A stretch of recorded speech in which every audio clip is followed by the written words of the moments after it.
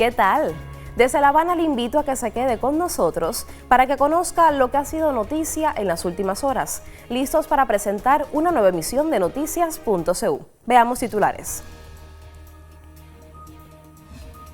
Consejo de Ministros traza hoja de ruta para implementación de medidas económicas aprobadas en Cuba.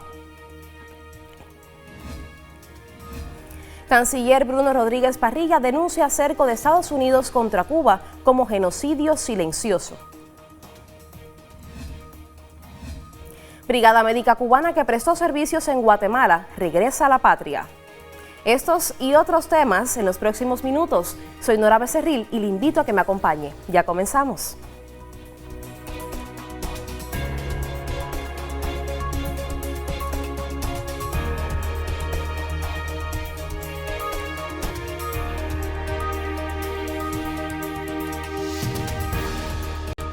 Lo decíamos en titulares. El Consejo de Ministros de Cuba trazó la hoja de ruta para la implementación de las transformaciones económicas y sociales aprobadas recientemente en el país caribeño.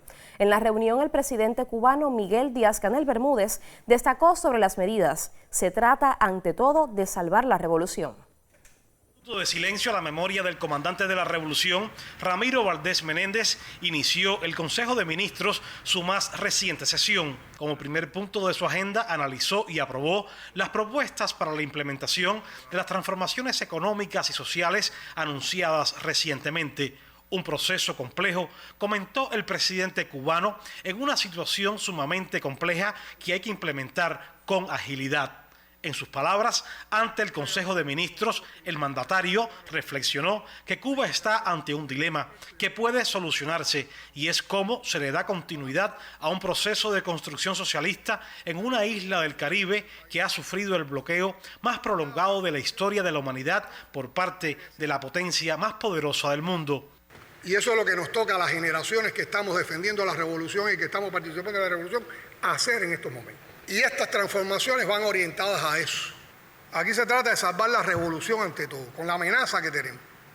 Estamos defendiendo que ante todo haya protección social en todo lo que vamos a aplicar.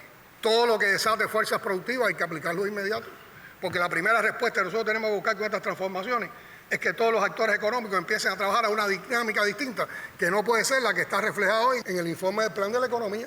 El primer ministro Manuel Marrero Cruz, al presentar la propuesta para la implementación de las medidas económicas y sociales, insistió que estas deben aplicarse sin burocracia y llamó a escuchar y consultar a los trabajadores y a la población y hacerlo de manera ágil y con responsabilidad. En los próximos días y semanas, es decir, antes de que concluya el mes de junio, y de hecho muchas ya van a estar transcurriendo en la propia semana que está en curso y la próxima, se pueden implementar las siguientes acciones. Sobre el eje temático 1 de los actores económicos, en el caso de la empresa estatal, se van a presentar, y no habría problema ninguno, en todo lo concerniente en la aprobación de las facultades de este sistema empresarial. Descentralizar, que es la transformación número 2, al sistema empresarial la facultad de aprobación de los precios mayoristas y minoristas, redimensionar las OCDE, facultar a las mismas para la creación de empresas, MIPYME, así como las facultades también que se le otorgan a las empresas para crear sus empresas filiales y MIPYME. El Consejo de Ministros correspondiente al mes de junio, entre otros temas, fue informado del comportamiento estimado de la economía cubana al cierre del primer semestre del año, el cual presenta un grupo de indicadores en decrecimiento debido al recrudecimiento de la política de bloqueo del gobierno de los Estados Unidos contra Cuba, en particular el cerco energético. El máximo órgano de gobierno aprobó también el informe preliminar sobre la ejecución del presupuesto del Estado al cierre de mayo y ejecución estimada en los primeros 6 meses de 2026, así como los informes de liquidación del presupuesto del Estado en 2025 y de las acciones de control a la liquidación. Igualmente fue presentado un detallado informe sobre los resultados en la detección, prevención y atención a menores de edad controlados y fue aprobada la propuesta de asignación anticipada de graduados a la educación superior y de técnicos a nivel medio que concluyen sus estudios en 2027. La intensificación de la política de agresión de Estados Unidos contra Cuba será denunciada el próximo 7 de julio en la Asamblea General de las Naciones Unidas. Así lo anunció la víspera en conferencia de prensa el canciller Bruno Rodríguez Parrilla, quien informó además que el país caribeño solicitará una sesión del máximo órgano deliberativo de la organización para exponer el recrudecimiento del bloqueo económico, comercial y financiero. Escuchemos. Denunciaremos el cerco energético que junto a otras medidas de intensificación extrema del bloqueo constituyen un acto de genocidio, tipificado también como un castigo colectivo y una violación masiva, flagrante y sistemática de los derechos humanos de las cubanas y cubanos y del derecho internacional humanitario. Son actos que provocan daños, privaciones y sufrimientos crecientes a nuestro pueblo. Asimismo, el jefe de la diplomacia cubana cifró los años del bloqueo en más de 7.500 millones de dólares solo en el último año, con un acumulado que supera los 170.000 millones, un 50% más que el año anterior, sin contabilizar el daño humanitario. Sobre la ayuda anunciada por Washington por 100 millones de dólares, Rodríguez acotó también. La fanfarria alrededor de esos 100 millones de dólares no se ha concretado en modo alguno. 100 millones de dólares, claro que ayudarían, sin dejar de reconocer que equivalen solo a 5 días de bloqueo y que si fueran utilizados en su totalidad para la generación eléctrica, solamente permitirían sostenerla de manera muy limitada por 15 días. Son aproximadamente $10 por cada cubano. Pero la incoherencia es tal, y emplazo al secretario de Estado a que confirme o desmienta que están informando a las iglesias en Cuba que esta ayuda no podrá ser ejecutada hasta finales de año, que no se ejecutará de ninguna manera en los próximos meses, que no incluirá leche en polvo ni medicamentos. Le propongo hacer una primera pausa informativa en nuestra emisión. Al regreso haremos nuestro habitual recorrido por las páginas condominio.cu. Continúe con nosotros.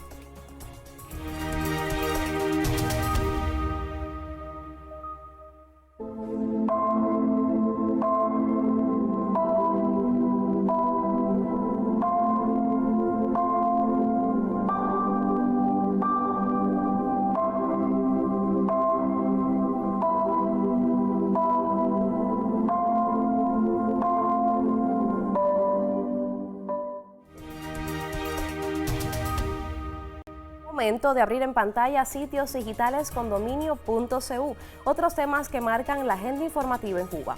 Comenzamos por Radio Habana, Cuba. Les comparto el titular. Desde Estados Unidos, congresistas reiteran llamado a poner fin al bloqueo a Cuba. Los congresistas estadounidenses Delia Ramírez, Pramila Jayapal, Jonathan Jackson y Rocana se unieron frente al Capitolio Federal a un llamado, poner fin al bloqueo de Estados Unidos contra Cuba, lo cual calificaron de inexcusable y cruel. Ellos, miembros de la Cámara de Representantes, reiteraron su posición a las actuales políticas de la administración de Donald Trump contra el país caribeño durante una conferencia de prensa con el tema Exigencia del fin del bloqueo a Cuba y solidaridad médica internacional. Continuamos con otros temas.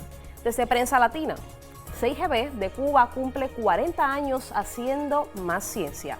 El Centro de Ingeniería Genética y Biotecnología de Cuba, por sus siglas CIGB, cumple precisamente este 1 de julio 40 años de fundado, con un merecido reconocimiento internacional por el desarrollo de varios fármacos y vacunas de probada efectividad para la salud humana y animal. Su prestigio se inscribe en los anales de la biotecnología moderna. Fundado en esta fecha, pero de 1986 por Fidel Castro, líder histórico de la Revolución Cubana, el CIGB imprime su nombre en la historia científica de este país y el mundo por el desarrollo de varios fármacos y vacunas, como 2 de los 5 inmunógenos cubanos contra la COVID-19, Mambisa y Abdala. Y ya con esta información concluimos el recorrido que hacemos por las páginas condominio.cu. Les sugiero que se mantenga en sintonía. Hacemos una segunda pausa informativa y ya regresamos.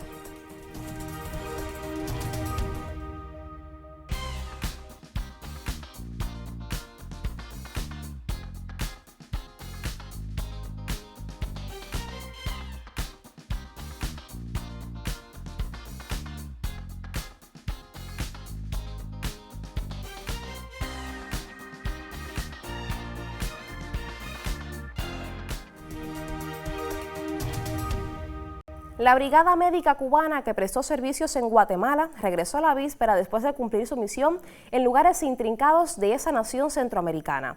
Al recibimiento asistieron la viceministra primera de Salud Pública, doctora Tania Margarita Cruz Hernández, el subdirector general para América Latina y el Caribe del BINREX, José Carlos Rodríguez, y otros funcionarios del Ministerio de Salud Pública de Cuba. Profesionales cubanos de la salud que dignificaron la vida de los guatemaltecos por más de 27 años regresaron a la patria con misión cumplida. En sencilla ceremonia de bienvenida, la viceministra primera de Salud, Tania Margarita Cruz Hernández, los reconoció como ejemplo de vocación solidaria y amor por la vida. Fiel a las históricas relaciones de hermandad y solidaridad que nos unen a Guatemala, Cuba ratifica su inquebrantable compromiso con el pueblo guatemalteco, que podrá contar siempre con la cooperación desinteresada de nuestra patria. Estamos convencidos que todos ustedes en la patria o donde se les necesite continuarán defendiendo el sistema de salud cubano, igual que no les fallaron a la colaboración médica cubana. En representación de la brigada, algunos expresaron agradecimiento al pueblo de Guatemala y manifestaron tras su llegada el compromiso también con la revolución cubana y su sistema de salud. Nos llenó de orgullo el agradecimiento de esa familia, de esos padres que no tienen acceso a otras posibilidades más costosas y que siempre nos dieron las gracias. Regresar a la patria es un compromiso más con nuestra revolución, porque siempre fuimos con el objetivo de cumplir una misión y regresar nuevamente a nuestro país, que es donde se nos necesita, y tenemos que seguir cumpliendo con todas las tareas como que se nos correspondan. Regresan colaboradores cubanos de la salud de Guatemala como hombres y mujeres que se afirman por el bien de los más desprotegidos. Y con esta información finaliza la emisión de hoy de Noticias.cu. Le invito a que se quede en sintonía con los colegas Boris Leiva y Arián Alejandro, ahora en Zona Deportiva. Gracias por su compañía. Soy Nora Becerril y le deseo una excelente jornada.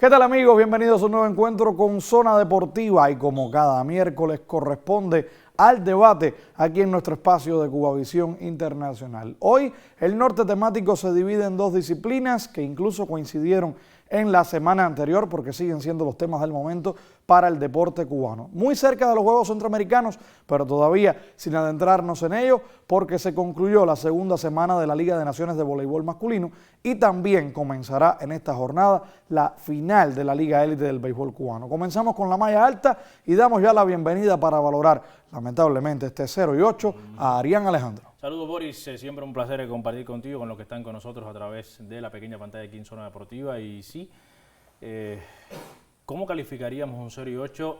Yo creo que, a ver, esperar que no tuviéramos victorias a esta altura, yo al menos, Arián Alejandro, creo que yo no lo veía de esta manera. Sí, una primera semana compleja, con muchos cambios porque no estaban los titulares, los principales jugadores, es una realidad.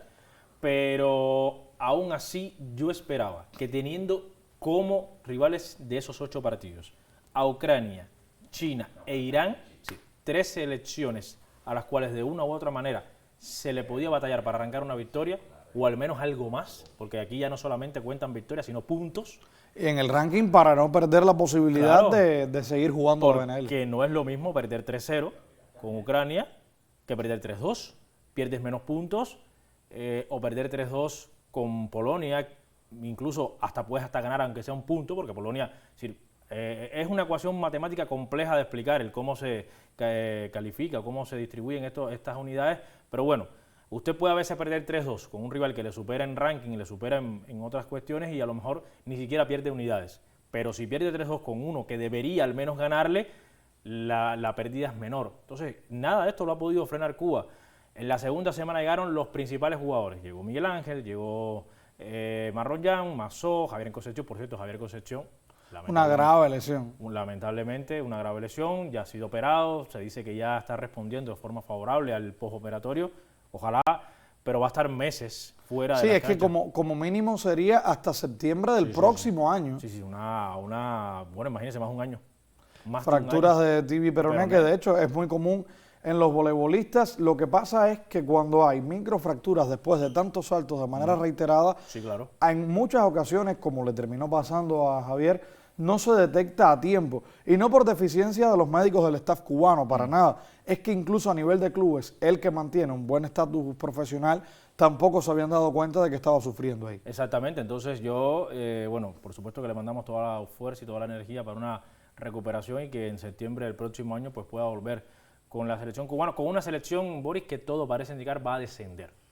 Ahí está lo más grave. Lo más grave de todo este Serie 8, de todo lo que hemos explicado, a pesar de la ausencia en la primera, de la presencia en la segunda, de solo tener 2 puntos, uno ante Eslovenia, otro ante Francia, en 2 partidos donde por cierto Cuba tuvo ventaja de 2-1 y no la pudo validar con victoria.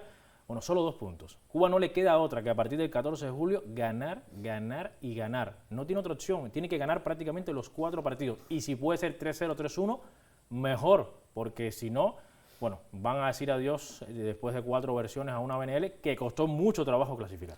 Sobre todo esto, el tema de cómo el equipo llegó a concentrar tarde a todas las figuras y la versión que estábamos viendo en cancha tampoco fue convincente en la mayoría de momentos, incluso con Simón siendo uno de los líderes naturales de este plantel. El propio Miguel Ángel López, que en el tercero de estos 4 encuentros consecutivos tuvo posiblemente el choque de su vida en la Liga de Naciones y aún así de esta manera no se pudo certificar la superioridad de Cuba. Y aquí está lo más grave, reiteramos, más allá del número de cuántos sets se pierden o la cantidad de puntos de cada uno, es el hecho de no poder acumular más puntos o retener los que ya se tenían y todo parece indicar que la tendencia, incluso los analistas del propio torneo dan a Cuba entre los candidatos a perder la categoría. Vamos a hacer un alto en el camino en cuanto a la malla alta y hablando de altura, seguimos con baloncesto, porque Pedro Bombino se ha convertido en una de esas figuras del combinado nacional del equipo que dirige Planas y fundamentalmente trabaja sobre todo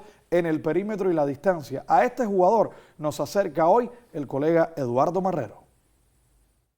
No, la preparación está siendo bastante buena a pesar de todas las dificultades que tenemos acá con el tema del terreno. El taloncillo donde estamos entrenando ahora no está en las condiciones que tienen que estar por una preparación para la ventana que viene ahora, que es sumamente importante. Tenemos solo una desventaja de 3 puntos contra el equipo de Panamá y no lo vemos muy lejos. Eso para nosotros no es nada. Los muchachos se están preparando bastante bien. Tenemos otros contratados que están teniendo buenos resultados hasta algunos que han logrado conseguir el campeonato en sus ligas y nada, con la incorporación de ellos, de todo el que quiera venir y con la que estamos nosotros aquí, vamos a la batalla a tratar de sacar el objetivo. Las claves son la concentración, tratar de estar concentrados los 40 minutos porque con ellos tienen mucha más experiencia que nosotros somos un equipo bastante joven que lo que nos caracteriza a nosotros es la intensidad y las claves es estar concentrado todo el partido, mano a mano hasta el último minuto y ahí pelearlo. Muchísimas gracias al colega Eduardo Marrero, también a Bombino por ofrecer estas consideraciones. Cuba muy cerca, por cierto, de volver a tomar su camino en la ventana mundialista, en la que estrenará incluso patrocinio para este equipo nacional masculino. Ahora hablamos de béisbol, la pasión de los cubanos, de las bolas y los strikes. Hoy comienza incluso de manera anticipada para muchos la final de esta liga élite del béisbol cubano, que sigue dejando muchas dudas, sobre todo, Arián, en cuanto a los pronósticos. Ahí vamos a llegar, pero antes, una valoración de lo que podemos esperar, tanto de Industriales como de Mayabeque, que a última hora espabiló, no solo para estar entre los 4, sino para llegar a esta ronda final. Sí, realmente Industriales fue el mejor equipo a lo largo de toda la serie. Van a enfrentar en esta final, después de dejar, como tú bien mencionabas, en el camino un Mayabeque que espabiló, pero que no le alcanzó. Se quedó en el camino el equipo de Osmel Cordero. Y bueno, van a medirse a partir de con las Tunas. Con las Tunas, efectivamente, a partir de este miércoles con el equipo tunero. Es probablemente la mejor ofensiva, más allá de que Mayabeque haya sido el mejor en promedio, pero bueno, como parámetros ofensivos globales, yo pongo a las Tunas como la mejor ofensiva de la liga contra el mejor picheo. Es decir, Industriales fue el equipo de mejor promedio de carreras limpias, el de mejor whip, el de menor promedio de los rivales ofensivamente hablando, el que más ponches acumuló en cuanto a su picheo. Esto vamos a ver qué termina venciendo. Se dice que el picheo es el 75% de las victorias en el béisbol. Claro, esto es una teoría, no tiene por qué ser siempre así, pero si se impone lo que ha sido el picheo de Industriales, como fue la fase regular entre ambos, donde hubo dominio cómodo, Industriales en 6 de 8 juegos logró ganar. Que la tendencia no ocurría así ni siquiera en las series nacionales más recientes. Yo creo que, bueno, este año es que se revierte, en esta liga es que se revierte el dominio que ha tenido las Tunas sobre Industriales en los últimos años. De hecho, hace 3 temporadas en series nacionales, en una final, las Tunas barrió cómodamente a Industriales en la final. Yo no creo que ni para uno ni para otro exista una barrida en esta final de 2026. Yo creo que mínimo se van a jugar 6 juegos, es decir, que se va a regresar al Latino el próximo miércoles. Y que la clave está aquí, Borges, en que esa ofensiva de las Tunas tan bien repartida con los Alarcón, con Izaguirre, Quintero, con las incorporaciones del matancero José Mauri Noroña, que fue clave para vencer a Holguín, 3 honrones en 6 partidos, y lo que han hecho 2 jóvenes figuras como Liu Vergay y Osman Caruncho, pues bueno, vamos a ver cómo funcionan ante un picheo que tiene a 3 lanzadores que han lucido muy bien, como Carlos Cuestas, Andy Vargas y Fer Cejas, que será el abridor de hoy, contra Gionel Gutiérrez, así que, por cierto, que se refuerza con Leodán Reyes Las Tunas y con Kevin Hernández. Lo curioso es que Yaciel González no aparezca en todo el diapasón. Estoy de acuerdo con usted, fíjese, es un punto que se ha hablado poco, pero estoy muy de acuerdo, que el más valioso de la liga, el líder en honrones, el líder en empujadas, no haya sido elegido para la final. Yo creo que también eso habla un poco de las necesidades, es decir, de tener más picheo, porque la ofensiva es es decir, ya prima la ofensiva en el torneo, y usted necesita reforzarse con más lanzadores. Y aquí, teniendo en cuenta incluso lo que decíamos, meritorio Industriales por el paso que mantiene Arrollador, tanto como lo ha sido las Tunas, el equipo de Abeis y Pantoja siempre se las arregla, pese a bajas en la nómina, incluso contratiempos internos que todos los equipos también enfrentan ya con la liga en curso, para estar en las instancias definitorias de una manera regular tremenda, al menos en los últimos 10 años. El dato, amigo mío, de esto que usted menciona es que de los últimos 6 torneos nacionales, contando Liga Élite y Serie Nacional, los últimos 6 torneos, las Tunas han jugado 5 finales. 5 finales de esos últimos 6 torneos. Estamos hablando de lo que usted menciona, es decir, una regularidad tremenda para ser competitivo. Que es verdad que le fue barrido en la final de la Liga Élite pasada por Ciudad Ávila, que fue barrido en la final de la Serie Nacional por Matanza.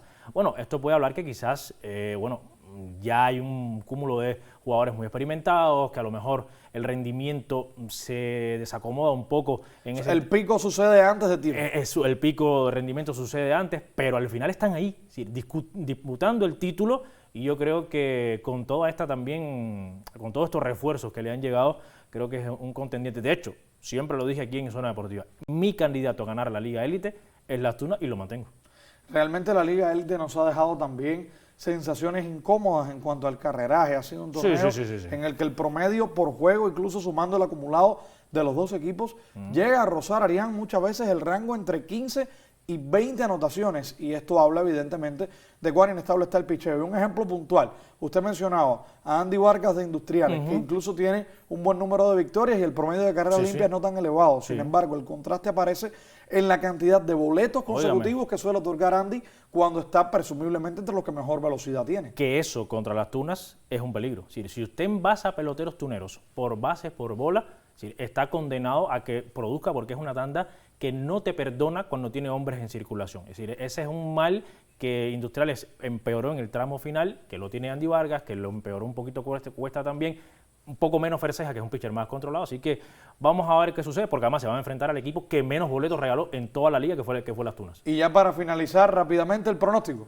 4-2 para las Tunas. 4-2 para las Tunas, yo digo lo mismo, pero para Industriales. Así usted. cerramos con la buena vibra que siempre deja el debate y más si se trata de voleibol y de béisbol. Siga Cubavisión Internacional en sus múltiples pantallas. Muchas gracias por la sintonía.